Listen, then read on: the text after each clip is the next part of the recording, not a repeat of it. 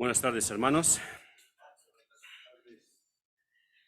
Cuando terminé la serie de predicaciones anteriores, la serie esa famosa que algunos ya incluso se han quedado con el nombre, no todo lo que parece adoración es adoración, el pastor me sugirió y me animó que no acabe yo ahí, aunque yo había dicho que la serie ha acabado. Bueno, no fue que me lo impuso, me dijo, hermano, no lo abandones del todo, ponlo ahí en oración delante del Señor. Yo dije, no, pastor, a ver, es que es un texto, para mí es un texto bastante complicado. Es un texto que tendría que trabajar mucho, que estudiar mucho, y aparte digo, no tengo ningún comentario bíblico de este libro, de Primera de Samuel, y me sería pues bastante difícil. Y quería yo pues algo más sencillo en ese momento. Pues como le dije, pues el pastor me dijo, pues, no te apures, ponlo delante del Señor en oración, así que, ¿dónde creéis que vamos a abrir la Biblia? En Primera de Samuel, capítulo 2. Pero antes de empezar, gracias hermano Elmer, perdona, ni me había percatado que he traído el agua. Pero antes de empezar me gustaría contestar a una pregunta que probablemente... ¿Ya funciona? Perfecto, gracias. Probablemente alguno de vosotros ya la tiene en su mente. Y esa pregunta quizás sería, a ver, hermano, tú tienes la Biblia y dices que no hubieras querido seguir con el libro de Samuel porque no tienes ningún comentario, ningún estudio aparte de la Biblia. Pero, ¿no es la Biblia suficiente? La Biblia es la palabra de Dios. Es suficiente, ¿verdad? Por supuesto que sí, la Biblia es suficiente. Quien no es suficiente soy yo. Entonces yo necesito de ayuda y de otros estudios. ¿Por qué? Pues simplemente, en primer lugar, el Señor ha dado dones en su iglesia, ha dado maestros, hermanos que han entendido muchísimo mejor que yo la palabra de Dios y lo han dejado por escrito o en audios, y esta enseñanza sirve para luego los que quieren también dar enseñanza. Entonces yo, como uno que no tengo mucha experiencia, y creo que incluso los que tienen mucha experiencia necesitan comprobar si la enseñanza que ellos entienden de la palabra de Dios es conforme con los demás hermanos de la historia de la iglesia, cómo lo han entendido.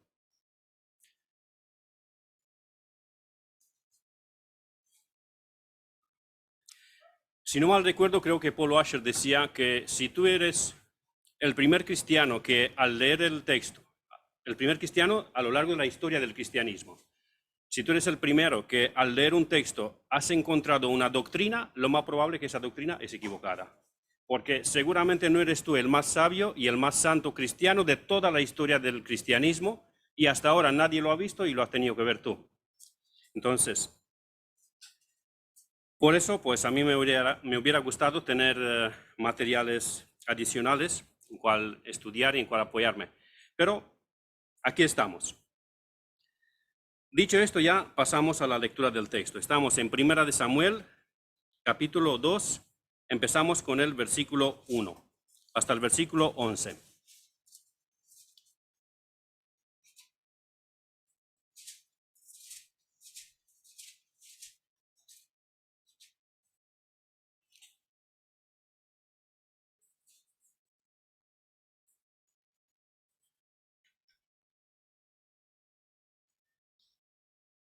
Primera de Samuel, capítulo 2, versículo 1 hasta el versículo 11. Como de costumbre, voy a esperar unos segundos para que todos lo podamos entender. Encontrar.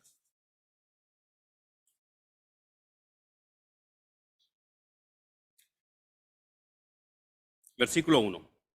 Y Ana oró y dijo: mi corazón se regocija en Jehová, mi poder se exalta en Jehová. Mi boca se ensanchó sobre mis enemigos, por cuanto me alegré en tu salvación. No hay santo como Jehová, porque no hay ninguno fuera de ti, y no hay refugio como el Dios nuestro. No multipliquéis palabras de grandeza y altanería. Cesen las palabras arrogantes de vuestra boca, porque el Dios de todo saber es Jehová, y a él toca el pesar las acciones. Los arcos de los fuertes fueron quebrados, y los débiles se ciñeron de poder. Los saciados se alquilaron por pan, y los hambrientos dejaron de tener hambre. Hasta la estéril ha dado a luz 7, y la que tenía muchos hijos languidece. Jehová mata, y él da vida.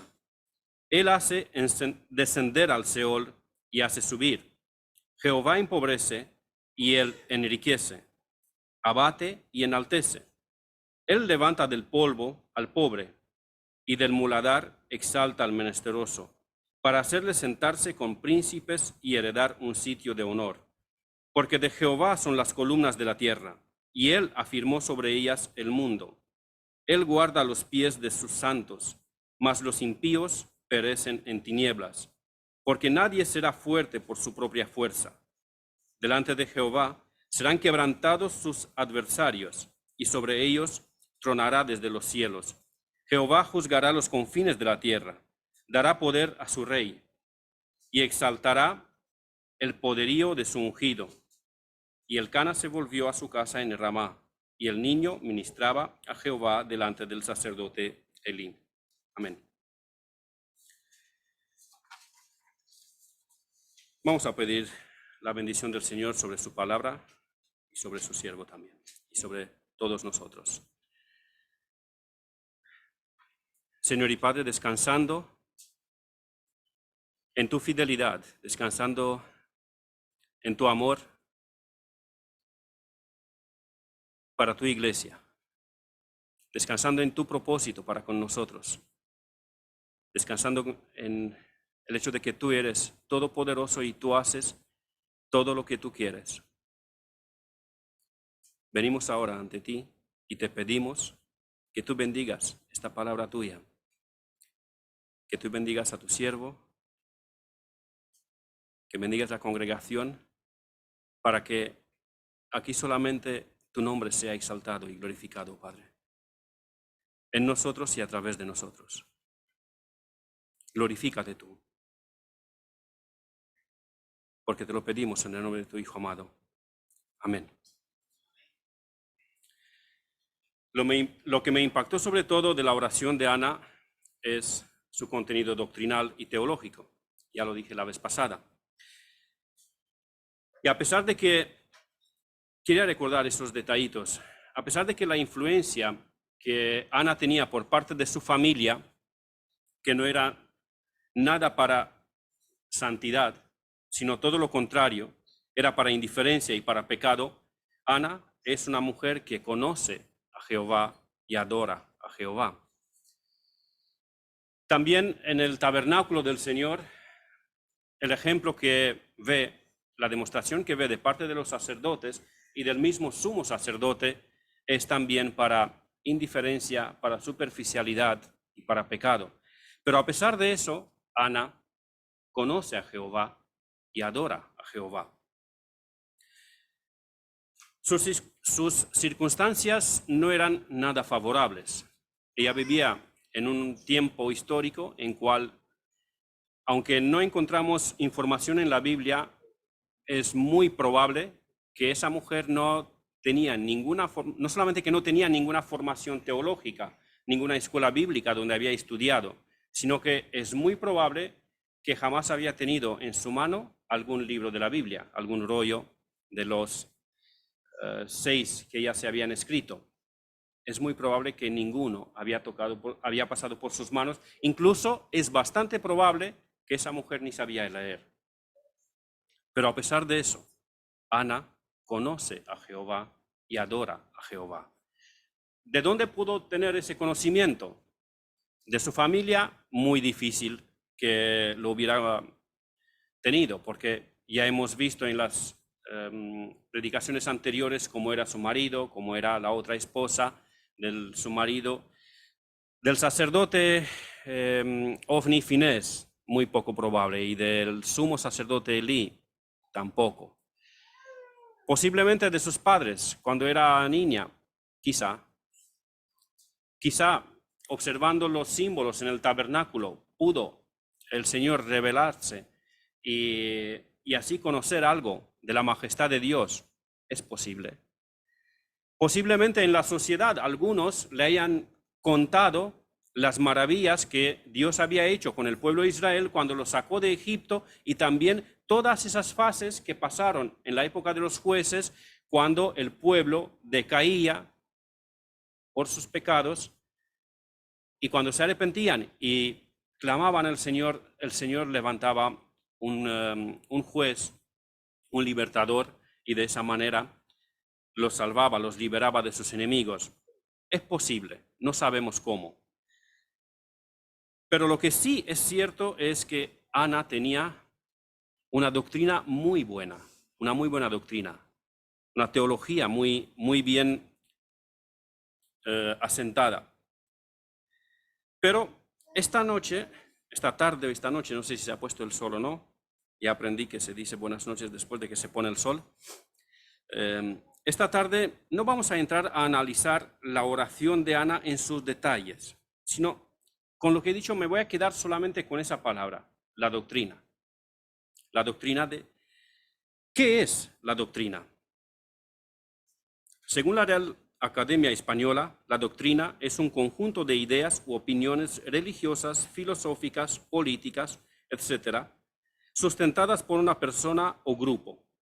Pero, según el diccionario bíblico.org, que es una definición que a nosotros nos interesa mucho más, la doctrina es igual a la instrucción o enseñanza de la palabra de Dios especialmente, aplicada a nuestro estilo de vida. En eso nos vamos a detener, en la doctrina. Y vamos a dividir el mensaje en tres partes. Primero es la importancia de la doctrina o teología. Lo que hizo que Ana sea diferente en su generación fue su doctrina. La vez anterior afirmé que la doctrina es muy importante, que es esencial. Y también estuve condenando la pereza espiritual. Quizá os acordáis que me he permitido el lujo incluso de inventar una palabra de analfabíblicos, que se refiere a cristianos que no conocen el contenido bíblico. Por supuesto que el uso de esta palabra ni es un insulto, ni de ninguna manera tiene el deseo o la intención de ofender a alguien. Es más bien un triste y grave diagnóstico a nuestra generación de creyentes. Quiero repetir eso. Ese diagnóstico analfabíblico de ninguna manera es un insulto o una ofensa para nadie, sino más bien un triste y grave diagnóstico de nuestra generación de creyentes.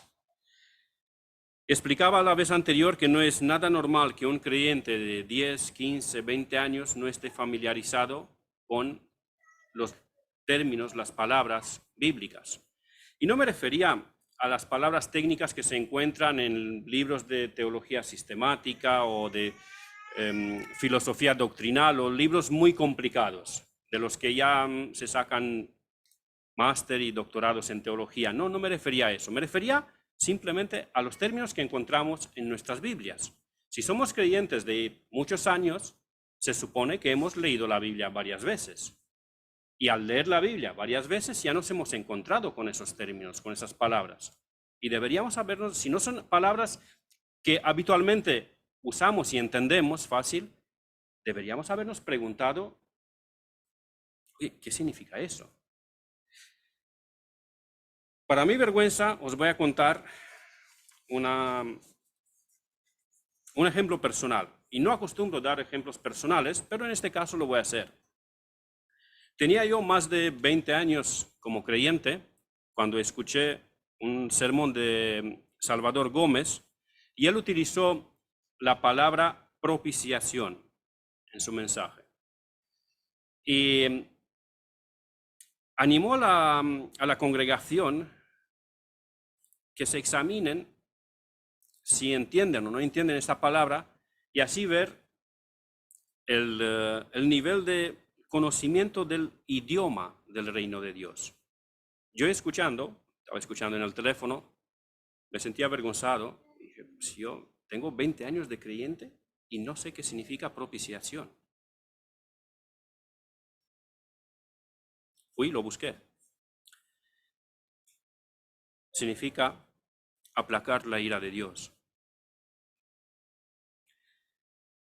Entendí esta palabra a más de 20 años después que Dios ya no estaba airado conmigo. Después de que la ira de Dios conmigo ya estaba aplacada. Porque Cristo es mi propiciación. Y en ese momento hablo desde la perspectiva temporal de la propiciación. Porque según Juan 3:36, alguien leyó antes este versículo, el que dice así, Juan 3:36, el que rehúsa creer en el Hijo de Dios no verá la vida, sino que la ira de Dios está sobre él. Eso es desde la perspectiva temporal, porque si miramos el asunto de la propiciación desde la perspectiva eterna, en Romanos 8:30 leemos. Espero unos segundos para que lo encontréis. Romanos 8:30.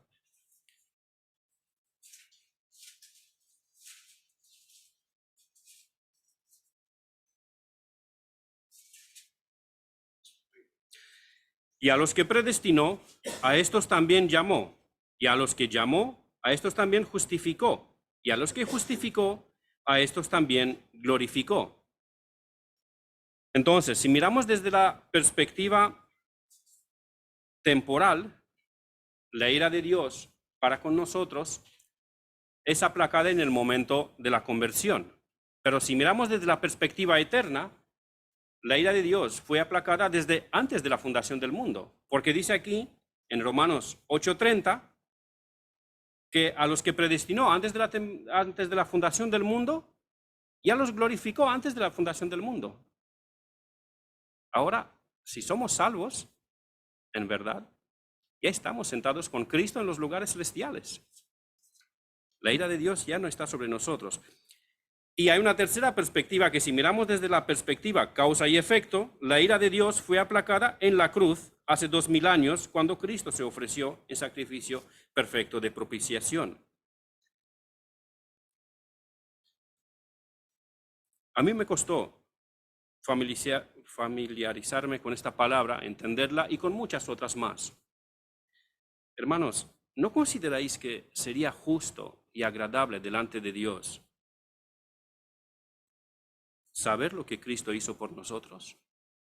¿Entenderlo bien?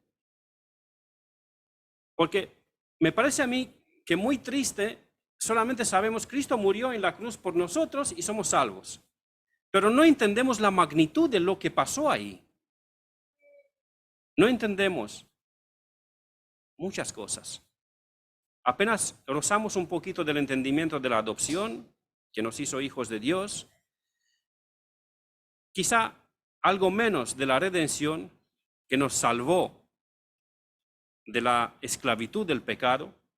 Pero creo que esa parte de la ira de Dios es la menos conocida.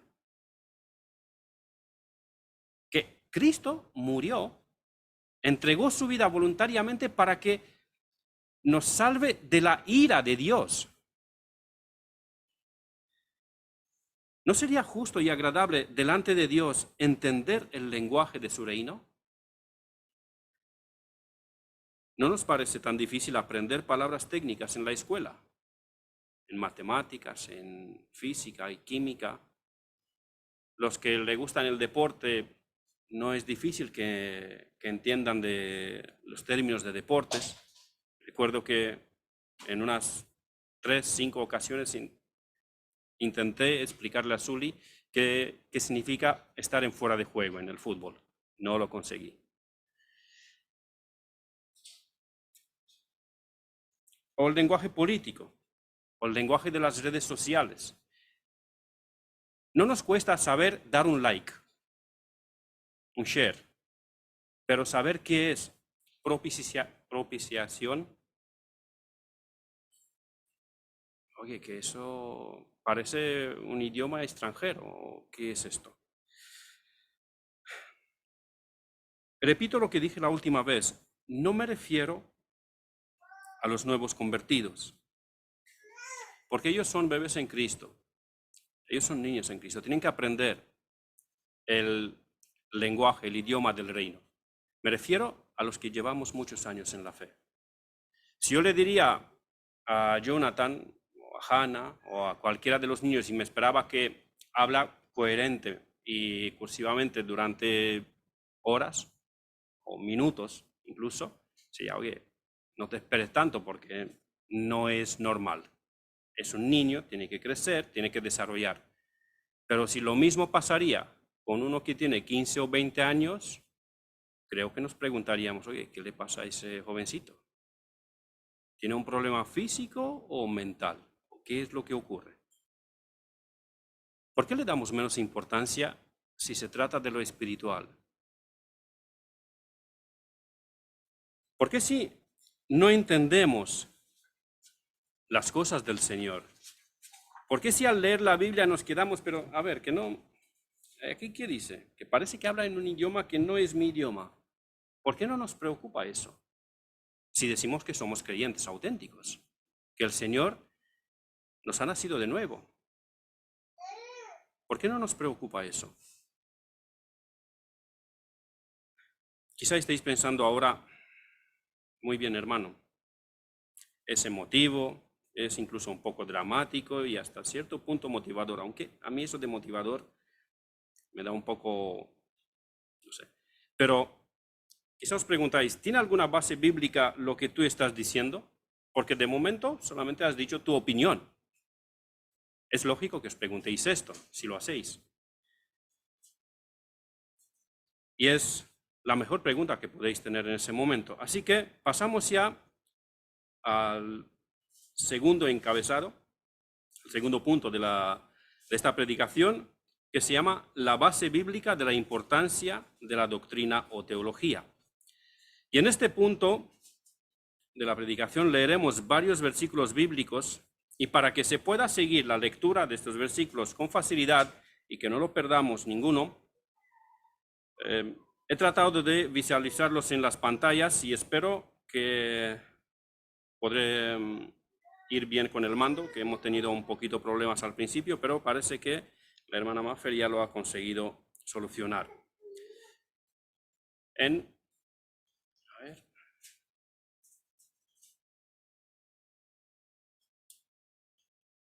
Sí. En 1 de Timoteo 4:6 leemos, si esto, le dice Pablo a Timoteo, si esto enseñas a los hombres, serás buen ministro de Jesucristo, nutrido con las palabras de la fe y de la buena doctrina que has seguido. Están en las pantallas, hermanos.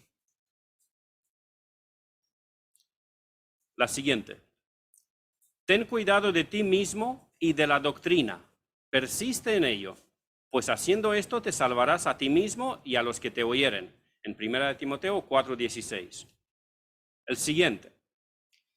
Si alguno enseña otra cosa y no se conforma a las sanas palabras de nuestro Señor Jesucristo y a la doctrina que es conforme a la piedad, está envanecido, nada sabe y delira acerca de cuestiones y contiendas de palabras, de las cuales nacen envidias, pleitos, blasfemias, malas sospechas, disputas necias de hombres corruptos de entendimiento y privados de la verdad, que toman la piedad como fuente de ganancia. Apártate de los tales. Segunda de Timoteo 1:13. Retén la forma de las sanas palabras que de mí oíste, en la fe y amor que es en Cristo Jesús. Siguiente, segunda de Timoteo 3:10. Pero tú has seguido mi doctrina, conducta, propósito, fe, longanimidad, amor, paciencia. Siguiente, 3:14.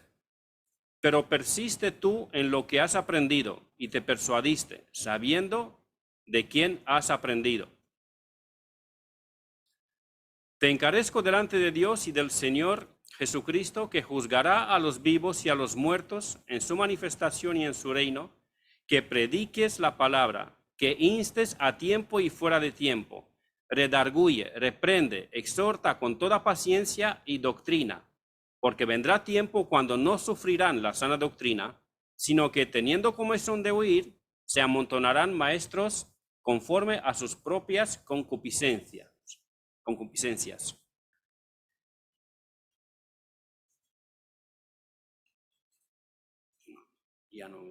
Ya no funciona. Mafer, ¿me puedes ayudar, por favor?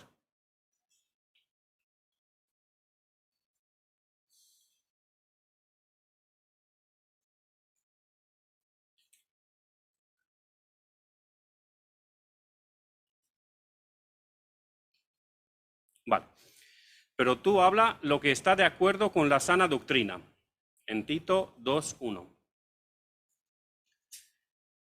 Exhorta asimismo a los jóvenes a que sean prudentes, presentándote tú en todo como ejemplo de buenas obras, en la enseñanza, mostrando integridad, seriedad, palabra sana e irreprochable, de modo que el adversario se avergüence y que no tenga nada malo que decir de vosotros. Exhorta a los siervos a que se sujeten a sus amos, que agraden en todo, que no sean respondones, no defraudando, sino mostrándose fieles en todo, para que en todo adornen la doctrina de Dios nuestro Salvador.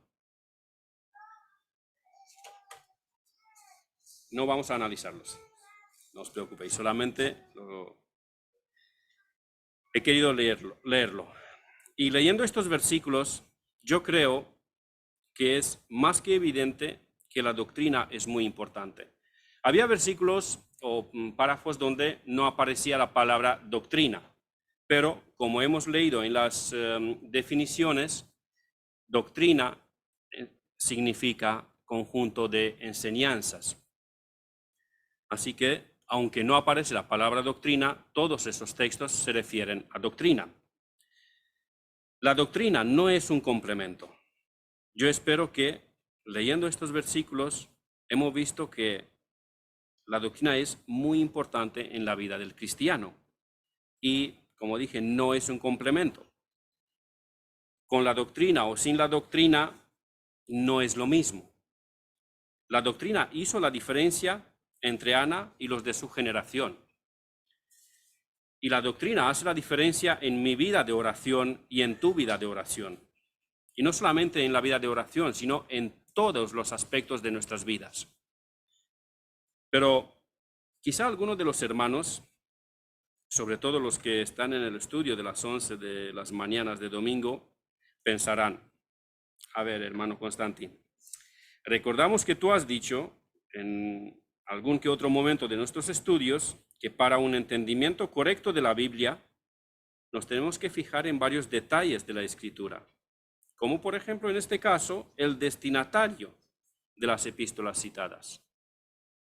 Y todos esos textos, todos esos versículos que has citado son de las epístolas escritas a Timoteo y a Tito.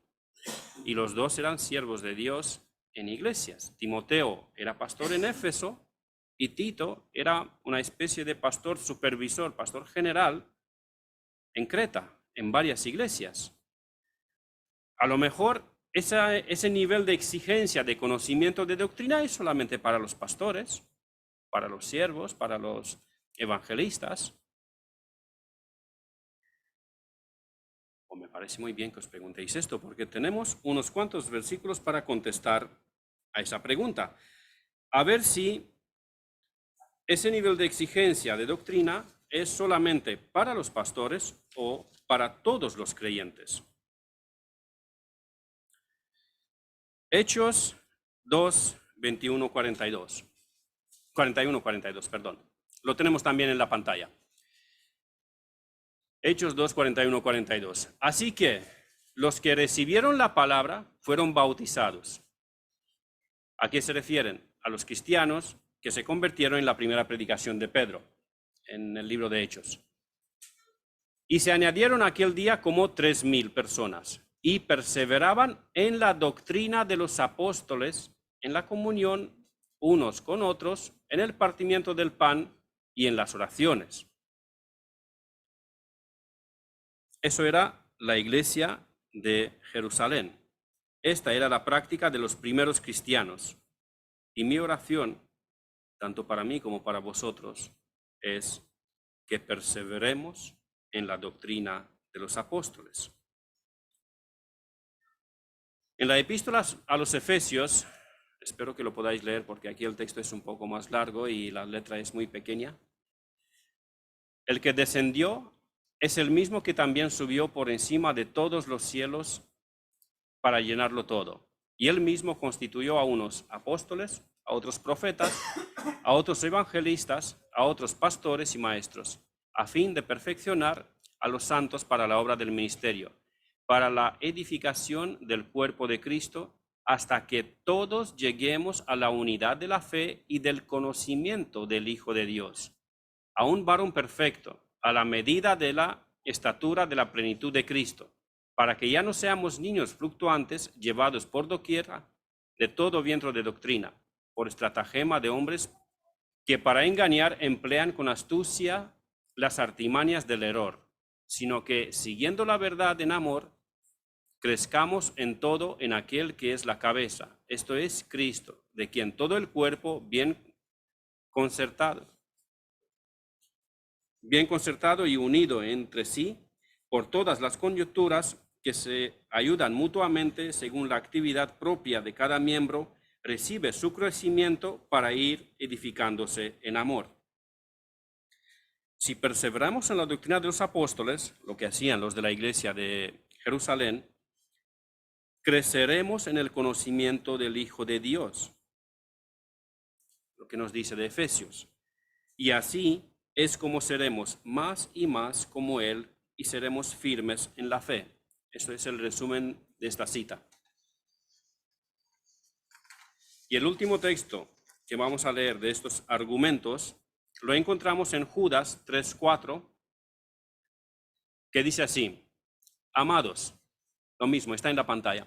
Amados, por la gran solicitud que tenía de escribiros acerca de nuestra común salvación, me ha sido necesario escribiros exhortándoos que contendáis ardientemente por la fe que ha sido una vez dada a los santos, porque algunos hombres han entrado encubiertamente, los que desde antes habían sido destinados para esta condenación, hombres impíos que convierten en libertinaje la gracia de nuestro Dios y niegan a Dios, el único soberano, y a nuestro Señor Jesucristo.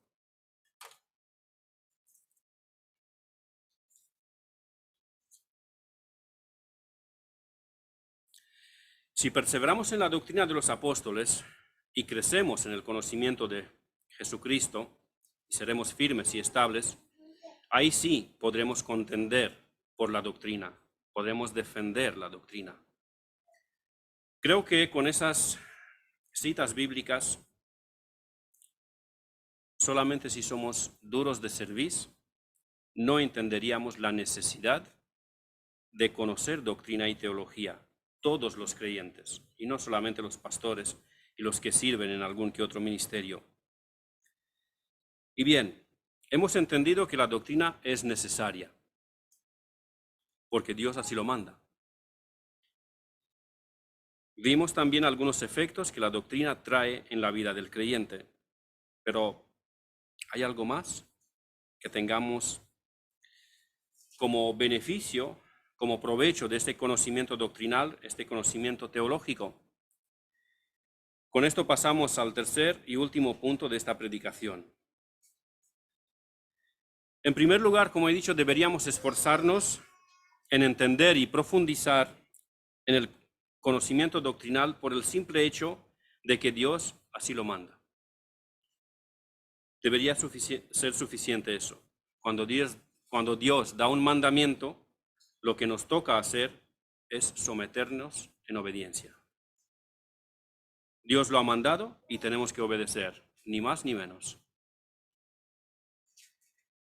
El conocer doctrina y teología es conocer a Dios, porque se trata de las doctrinas bíblicas.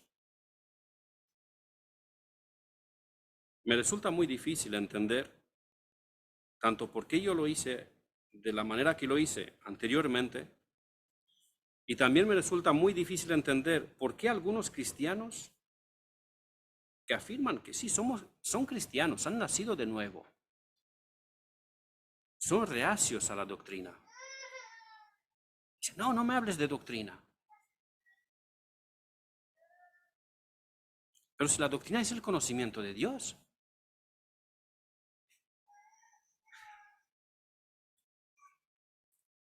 En Juan 17:3, el Señor Jesucristo nos dice, y esta es la vida eterna, que te conozcan a ti, el único Dios verdadero, y a Jesucristo a quien has enviado. ¿Cómo que no queremos entender de doctrina? La doctrina es conocer a Dios. La doctrina es la vida eterna. Esta es la vida eterna, que te conozcan a ti. Recordemos también qué le dice Pablo a Timoteo en su primera epístola, capítulo 4, versículo 16.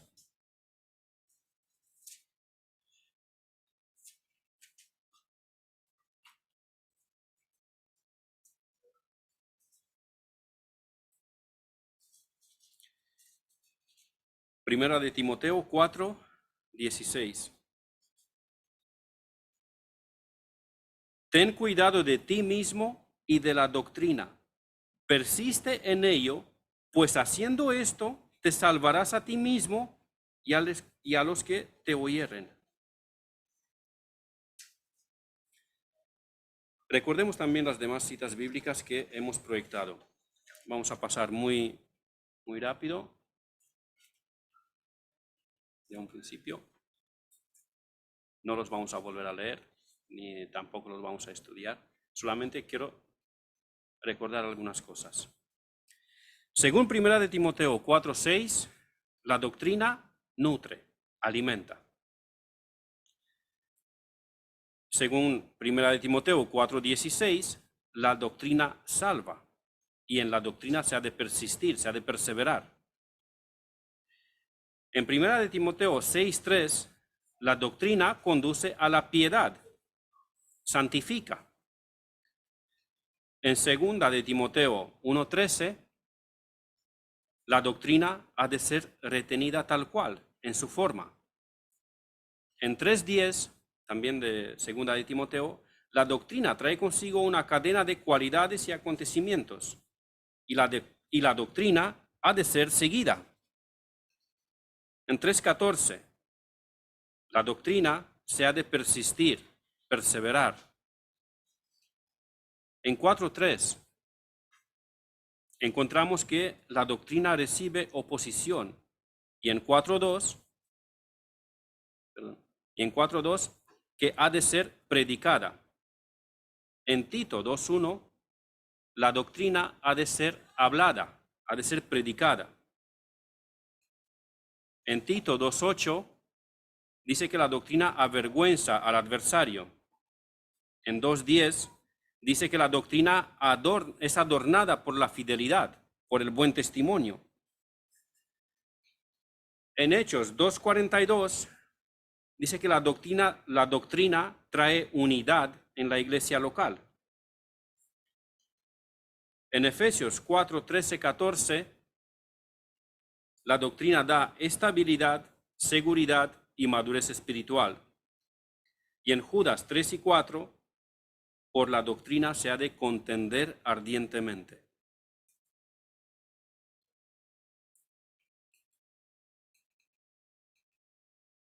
En conclusión, hermanos, hemos analizado, creo yo, muy por encima, unos pocos versículos de la Biblia que hablan de la importancia de la doctrina en la vida del creyente. Y espero yo haberos dado suficientes razones para que deseéis y améis la doctrina. O por lo menos, si habéis sido reacios, que no lo seáis más. La doctrina es salvación, es vida eterna, porque la doctrina es el conocimiento de Dios. Y esta es la vida eterna, que te conozcan a ti, el único Dios verdadero, y a tu Hijo, a quien tú has enviado. Quiera Dios que esta iglesia local y cada miembro en parte ame la doctrina. Que el Señor crezca aumente el amor por la doctrina en mi vida y en cada uno de vosotros. Porque la doctrina glorifica a Dios. Teniendo una buena doctrina, adoraremos correctamente al Señor, como Ana lo hacía.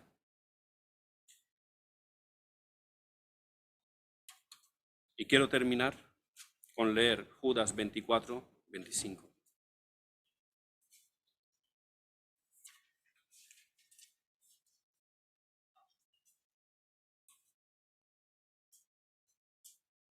Lo tenemos también en las pantallas, si lo preferéis seguir ahí. Judas 24 y 25.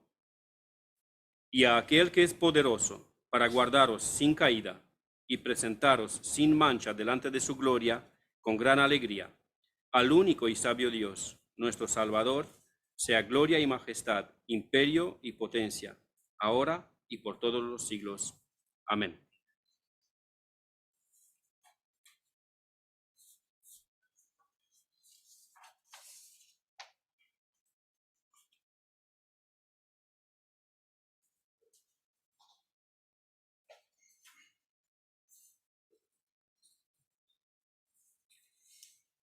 Amén. Bien, después de escuchar la palabra de Dios, vamos ahora a pasar con el tiempo de las peticiones. Si queréis compartir alguna petición para que oremos por ella, este es el tiempo. Recordar llevar en oración las peticiones que habitualmente tenemos. Así que no os olvidéis de orar por los que tienen canas. Así que sigamos orando por cada uno y seguir orando por Pedro.